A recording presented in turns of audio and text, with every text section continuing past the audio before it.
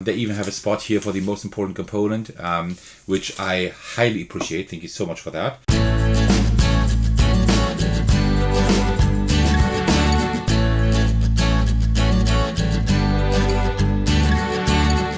Hey everyone, this is Thecos, and today I'm doing something like very different, something I've never done before, because I've never talked about like games of the year. What I have done is talk about my most favorite games like ever, and that every year, right? I have like a yearly series for that, for my solo games and like board games in general. But I've never talked about like which game is my game of the year, like the game that I have just gotten to know this year. But you know what?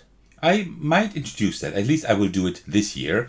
And it's not my definite game of the year, but I'm quite sure that I will find nothing else this year that beats Slay the Spire. I just want to talk about the game a little bit. A small disclaimer to this video. I have not scripted anything. I have not made any notes. I just want to like freely talk about this game.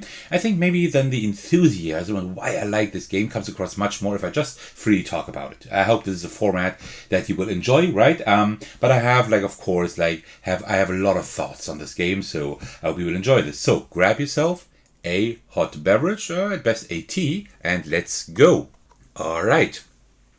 So we can get started. As a little preface, there's something that I need to show you first. For those of you who don't know, it does say the board game for a reason here. Because, of course, I mean, it's a board game, right? You can see it and touch it right here. But that's because Slay the Spire is originally a video game here. It has released for like a lot of platforms. I mostly play it on my cell phone, just because, well, then I can play it on the couch, and that's pretty, or like on the train or wherever I am. And I do that several times. For those of you who know the game, you see I still haven't unlocked the watcher yet. I'm just too bad at this game, but I like it a lot. So we choose a character here, just any character. Let me choose one of my favorites. Well, actually, I like them all. Let me choose the silent, embark. And then you see, we start here. I will just take something that is good. Let me take this one here. Okay, that's not too bad. We can work with that. So, and then you see here, like the spire, you have to go up and to the boss, right? And there are like different rooms that you find. There are like different pathways. I don't know how well you can see that, but there are like different pathways here that you can choose, and then you can like either fight enemies, have random events or whatever, and then you try to beat the boss. And there are like 3 acts. If you beat all 3 acts, you can also beat Act 4 later on, unlock a 4th character, and so on. And this is a roguelite. That means you will always start the game the same, but like the more you play, you can unlock more cards that go in the common card pool for your character. That means when you like to get cards, and that it's a deck builder, right? So you build up your deck here with new cards. You make your deck stronger and cooler, and each character has their own deck, right? And you build up your deck, but you take like always the cards from the common card pool for your character, right? That means like you unlock more cards that go into that pool. That means you always start fresh when you restart the game, like when you die, and then you start fresh, but you always have the chance to build a better deck with cards in your card pool that you unlocked. That's a really cool system. And that is how Slay the Spire works as a video game. And now they've made a board game. And I'm usually quite skeptical regarding board game adaptations of video games, because like some of them work. There are some that work, like Fallout does do it decently with the expansion, with like the cooperative expansion. Without, it's horrible. Like it does just, no, it's not horrible, but it doesn't work. Then Stardew Valley does it decently. There are a few factors why this game is not perfect, but it does do it decently. The Minecraft games are also decent, right? They're not perfect, they're not great, but they're pretty decent. And the Heroes of Might and Magic 3, actually, I just played that twice with my neighbor. He owns the game, and that one is a pretty good adaptation as well. But there has been no game so far, no video game adaptation where I thought like board game adaptation of a video game, where I said like, okay, this is just how it should be. Well, up until now, Slay the Spire is like an pretty much nearly flawless board game adaptation of a video game. But let's just take a look. So, let me just start with like some basics. First, let's take a look at like the insert and the components and stuff. These are amazing. So you see like you have like a really nice insert here. I always store this vertically, and you see nothing falls out. They even have a spot here for the most important component, which I highly appreciate. Thank you so much for that. And then like we have like stuff here. We have like a tray with tokens you can just take out. You can open that, put it on the table, and everybody has like the tokens they need. That is amazing. And then you have like the act boards here for the 3 acts.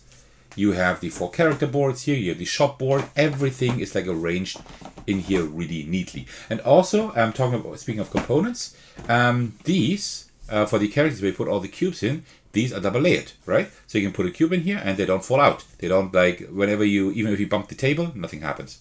Really, really good, right? Not all of them have like the same double layered spots here, so to speak, because the characters all work differently. So that is already great. And then when you take out the top layer here, then you see that you have even a better insert, right? It's amazing because you have like the miniatures in here. You have like the bosses are here. And if you take these out, then you have like all these small cards here, like all with like dividers, right? Like even character dividers, so you can save the game. I actually have a saved game at the moment with my neighbor. We are now starting Act 3. So hopefully we will actually make that. And up here was the foil pack. I just left it here, but you don't need to put it here. We have metal coins in the, if you like back those. These are not in the retail version. In the retail version you do have cardboard coins, but these coins are amazing. Just watch, if you watch an unboxing of this game, then you can see like all the components in detail, right? I will not talk about that now. And here you have like all the cards sleeved in here in their respective dividers. So that is really, really great. So let's start with that first, right? That is really nice, like all the components, the insert. This is just amazing. This is just what I want from a video game. And I was already talking about that a little bit, like there is also a save feature in here. That one works flawlessly as well, because you don't need to save a whole lot. All you need to save is your current deck between acts, right? And like your gold and your like small like relics and potions and whatever you got there. And what they did is the following. They have like little baggies here. This is where you can put in the money that you saved, right? For the next act, so you can spend that money. And then what we have is, I already touched on that just a moment ago. We have the here we have the characters, right? And then you can put in all your cards. These for the silent, for example, these are the cards that I currently have, and then my neighbor has the defect, and they're the cards that he has at the moment, right? You can just put those in here, and then of course you also have the main cards, and you can see them here. Let me just tilt the box. You can so you can see it a little bit better. So you see like starter deck, card rewards, and rare rewards for all the characters. Card rewards and rare rewards are like 2 decks of cards that you can pull new cards from. In starter deck, this is where you put like the current deck. And that's the current deck that we have built up, right? You can just put that in there, and that's it. And that's done. That's all you need for saving the game. It's really, really elegant, because all the other act stuff, I mean, you play like one act, right? And then you just build, then you just set up the next act next time you play. So really, really amazing. That just works perfectly. So they did the saving right. They did all the components right. What else did they do right? Well, the gameplay. The game is pretty much like when you say you want to play Slay the Spire, the board game, but you would like to have it in physical form. That's it. This is it here, because this exactly works like the like the video game. There are changes here. And now a lot of veterans might say, oh no, they changed something. Well, I knew it. They couldn't be trusted with adapting this. No, actually, what they did change is for the better. Because Slay the Spire, the video game, does work with a lot of like high numbers, right? When you attack, when you defend and stuff. And that wouldn't just be feasible for a board game. It's just too high numbers, too much to work with. So they cut everything down. So you start the video game, you start with, 80 or 90 health. I'm not quite sure at the moment. I don't know it by heart. And in the board game, you see you have 9 health only. But the attacks and the block, the same thing. You don't block with like 40 block. You block with 3, 4, or 5. When you receive attacks by enemies, these enemies don't attack with like 40. They attack with 4. Right? So they have like reduced all the numbers, and that makes for a much more streamlined experience for the board game. That was a great choice. Also, they have changed cards. Some cards still, like most cards still exist here. I don't think they have all cards, actually. I think some cards aren't in here because they just wouldn't be able to like translate to the board game. And that is great. They didn't just say, okay, we need to translate everything into the board game. Let's just take everything, they just put everything in here and let's just see how it works. No, they left out things that didn't work. And they also changed like cards that still work like similarly to their counterpart in the video game, but they just wouldn't be like feasible here, or like they couldn't like make this work with the board game, so they changed them a little bit. Very well done, and so far I haven't found anything that doesn't work. Really, really great. I cannot praise this enough. Next thing they did is like the upgrade system. It's very, very cool, right? Because let me just show you this upgrade system here. There we go. There is also, we also have that upgrade system in here. We have these the sheet here. You also have it in here. Here it is, right? I just printed it out from the internet. I don't know why it's a completely different color. I think that might have been a day where my printer didn't have all the available inks in there, I think. But this is like in the rulebook, but I hate writing in rulebooks. So this is why you can print this out actually, right? Usually I photocopy it, or if you have it like a PDF online, and they do have a PDF for that online, you can just print it out. I print it on a thicker paper, right? So it's nicer to touch. And here you can unlock your stuff, and that is really cool. So you always get an X whenever you play a game. Playing a game does not mean one act. Playing a game means until you die or you decide to stop. You can also just stop and restart the game. That's where you get an X for the character you're playing. If you're playing a two-player game, you're playing two characters, both characters get that box. Get that X, right? That mark. And then you also get like 1 X for each boss you defeat. So let's say you play Act 1 and defeat the boss, you get two marks. 1 for playing the game, 1 for defeating the boss. If you continue and you defeat the Act 2 boss, you only get 1 mark. Because you're already playing the game, you don't get any marks for that, but you do get 1 for the next boss, right? So yes, you could speedrun this here, like unlocking everything by just playing Act 1, like one after another, because Act 1 is usually like definitely manageable to beat. I haven't always beaten Act 1, but almost always. I've played this game more than 10 times now, and I don't own it that long yet, so that shows you how much I love this game. But yeah, you could kind of speedrun it, and you see, for these two characters, I'm done. For the Silent, I'm almost done. And for the Watcher, I haven't played the Watcher a whole lot yet, just once, right? I still need to play the Watcher more. That is like a new character to me as well. But I just enjoy like Silent Defect so much. And the Ironclad is like also very cool. So the Watcher is like has like a much higher entry to playing that. So when you're done with one character, you see like these two are done. You still can cross things out. Then you can start crossing out down here. I've unlocked colorless cards now. These are like common cards that you can get in the shop for all players. And also cross out the first box of Act 4. I need to unlock all of this. Then you need to have specific achievements that are not shown here. They're shown in the rulebook for unlocking 3 different keys. And if you have unlocked all 3 keys and unlocked the Act 4 here, then you can play Act 4. But that's going to be a long way until then. And that's another great point of this game. Yes, the game is always the same, pretty much, right? Because you always start with the same starting deck. You always have like the same colors in the, always the same cards in the card pool you can pull, except when you unlock more, right? But it's in essence, it's the same thing. Yes, you have different enemies, you have different bosses, but I mean, there are 3 bosses per act, right?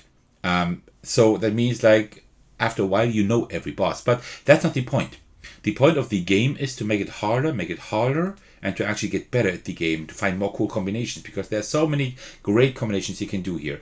So far I haven't found any broken combinations yet, because in the video game there are broken combinations. Boy, there's some crazy combinations. You can do some really good ones here as well, but they aren't as broken yet. But I think that's also good. I mean, it's a board game. I don't think you like want it to be too broken. And after that, you can also play with Ascension. Let me get to that in a moment. I was talking about unlocking stuff. Unlocking stuff is pretty cool because right here, there is like a deck of cards here. Some are sleeved just because these are, one is sleeved because that's like the foil card. But here you can unlock more cards. You see down here, like which lock, there's like a lock with a 3 here for the Silent. That means as soon as I finish that row for the Silent with the lock of 3, I can take all of these cards and put them in the card pool for the Silent, for that character, right? So that's how you unlock stuff. You see, I've almost unlocked everything. I just need like to unlock the 2 levels here for the Watcher and that last one for the Silent, and then I'm done with this card pack here. And that is really cool because that makes like that really like even increases the fun like as you unlock everything, right? That is really cool. Another thing that is really cool is the Ascension, which I was just about to talk about. Ascension just ups the difficulty of the game and just makes it like harder. But I think you also like you also unlock more stuff for that. And there's also an Ascension pack here, and this one also like tells you like it says here like for the first Ascension that I can now play. Harder elites, open the Ascension pack, replace like all the elites in each act with the Ascension 1 elites. So it will become harder, right? And then you need to again defeat an Act 2 boss or Act 3 boss solo, and then you can do the next ascension. So you can make the game harder and harder, so the game becomes even more difficult. But that scales quite well with you as a player getting better at the game, because you start to know like how the characters work. You get to know all the cards, right? And that is the next great thing. Man, you could almost think that I scripted this video, because there are so many points where we can just lead to the next point. But the other great thing is that the upgrades and items reference is here, and that means you can just open this up to your character and you see all available cards.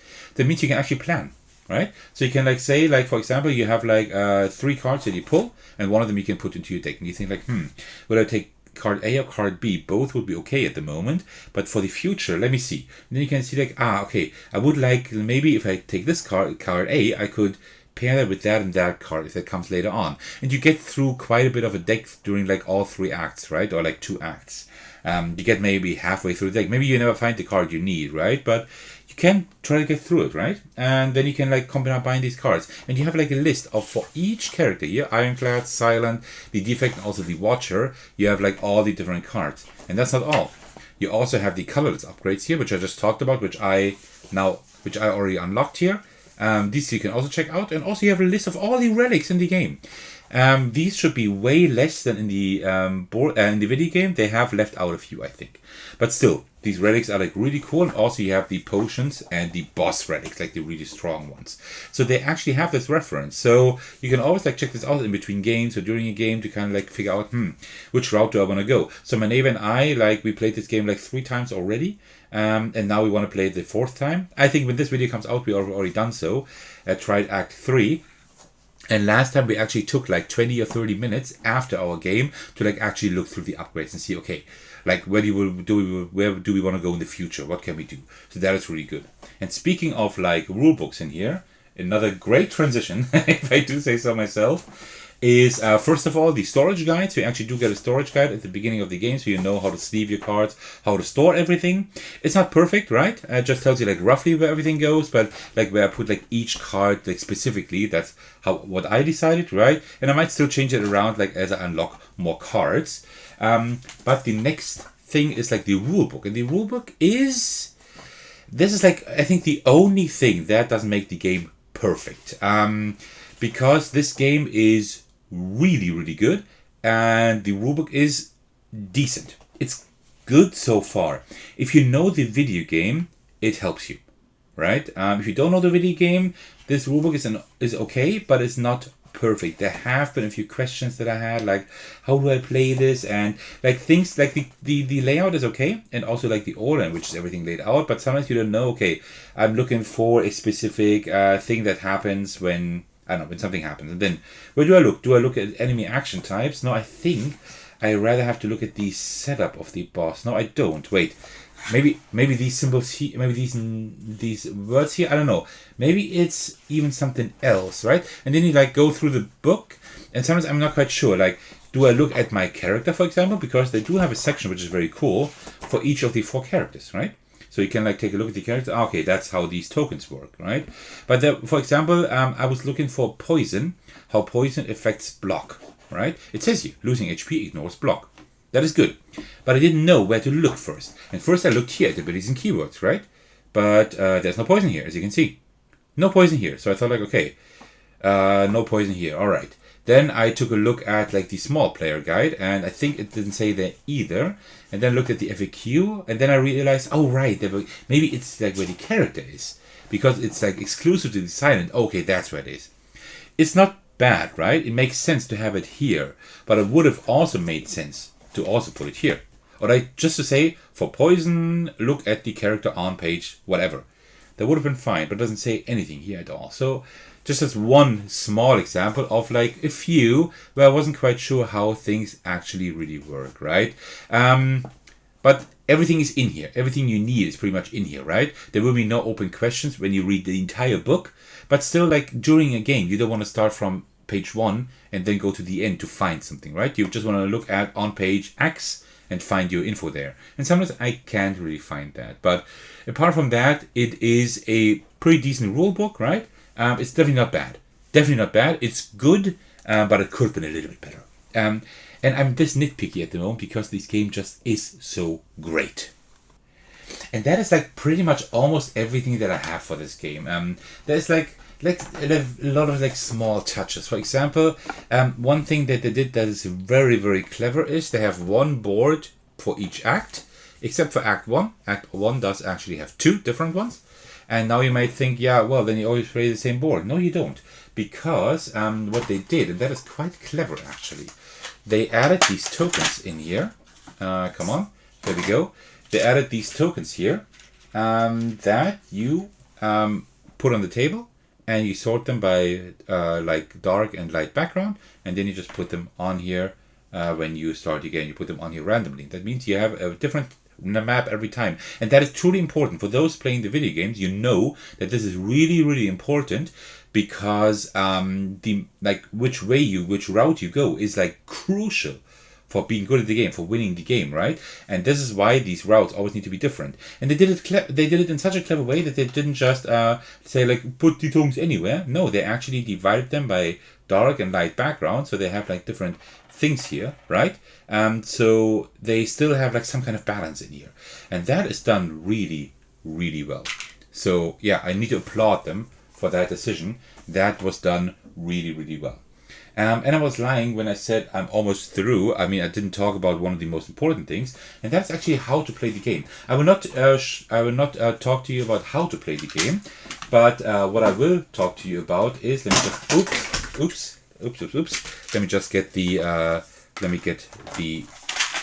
lid here again. Not talk about the exact rules, but I just want to say that one thing that this game is doing like perfectly is how to incorporate the cooperative aspect. Why is this important? This is important because this game you can play solo and it works solo well.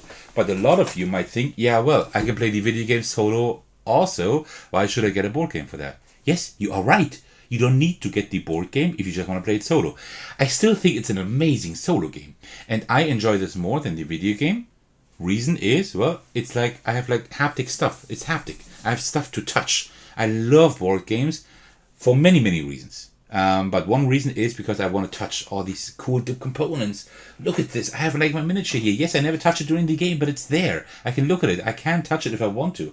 I have like cool cards here with like really cool sleeves, right? This feels good. Playing these cards and upgrading them feels good as well. I can turn them around, right? I turn them over. So yeah, for me it makes sense to also get this game as a solo gamer. But where this game shines is adding the cooperative mode.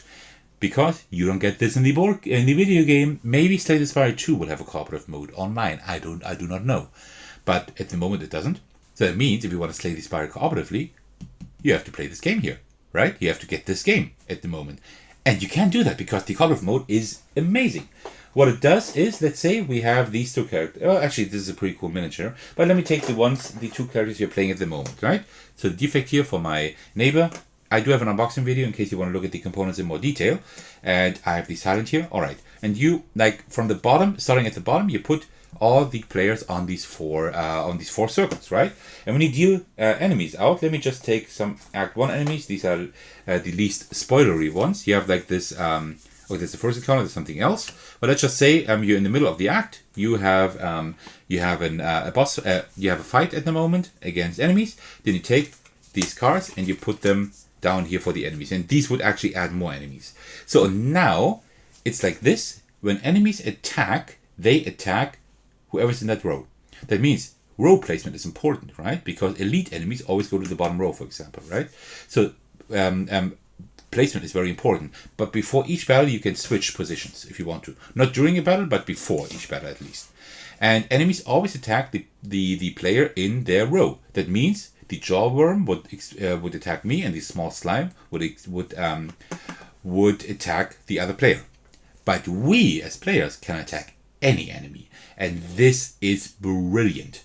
This is brilliant because we can say, okay, this enemy is very, very dangerous, for example. And then we say, you know what, this small slime, maybe I can poison it a little bit so it will like get worn over time, it will like die over time, or we can just leave it. It makes 1 damage each round. Yeah, sure, we can block that. That's fine. So let's continue focus on that one. So we can both focus our energy on that jawworm, right? And just try to bring it down. And that is what is so amazing. You cannot give each other block, but there are specific cards that can give other players block, right? And that's also another cooperative aspect here. They actually have cards in here that give other players block, and that is also great. So the cooperative aspect works so flawlessly here. It's amazing. It's so simple. Like, the cooperative aspect is quite simple actually, but it's so genius. It just works perfectly. Believe me, I know that. I have not played it as a 4-player count, but I have played it solo numerous times. I've played it at a 2-player count, I think 3 times now, I think, and a 3-player count only once. But that also worked like so great. So amazing how they translated this game to a cooperative experience. This is how you design a board game, seriously. And another thing I would like to talk about, just because I have the cards like lying here, like the small slime, for example, is very simple, right? And in the video game, you can have like more enemies than just one, right? So like this simulates like one per player, right? So this would be like one enemy only, but that one is like very easy to defeat by itself. So some enemies have like this little text down here where it has like this skull and says acid slime, spike slime. That means you have a second deck, which is the summon deck, right? And then I have like ordered them alphabetically, and then it says acid slime. So you put one random of these acid slimes here and one random of these spike slimes, and bam. So these are now the rows you have, and these don't give any rewards, by the way, right? Only the original enemies. And now the fight is much more interesting.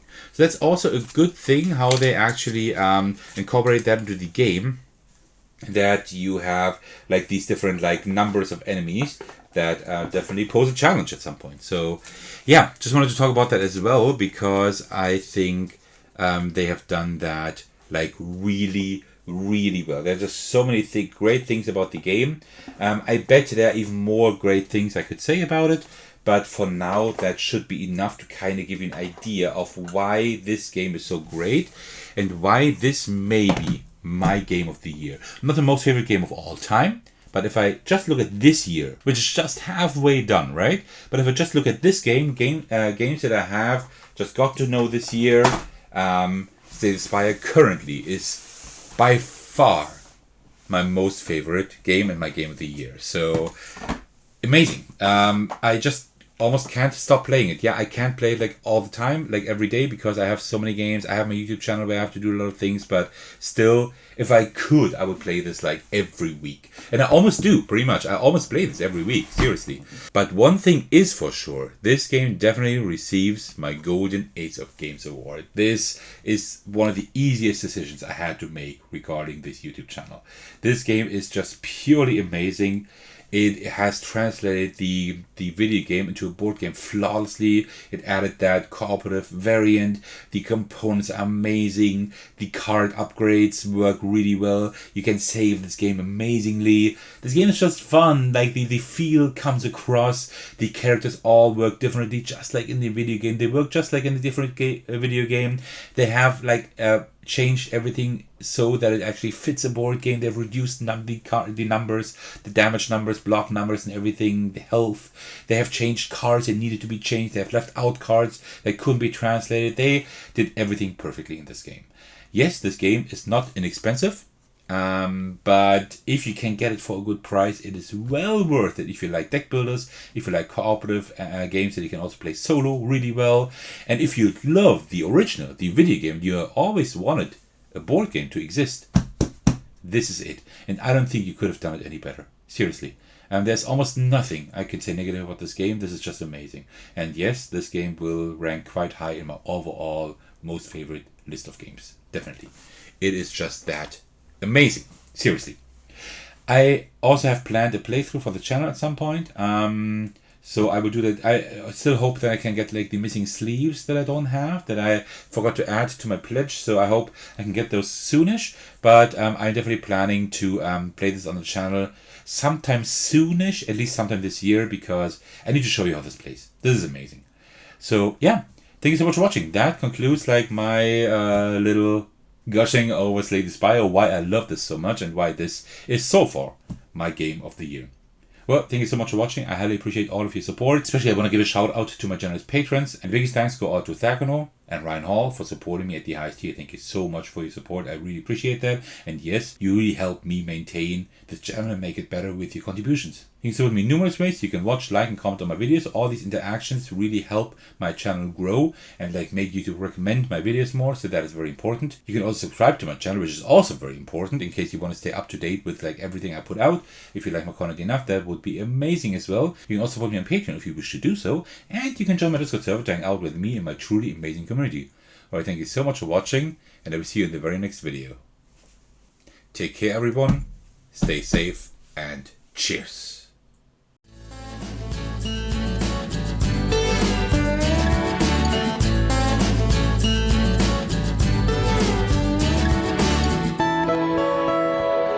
Thank you.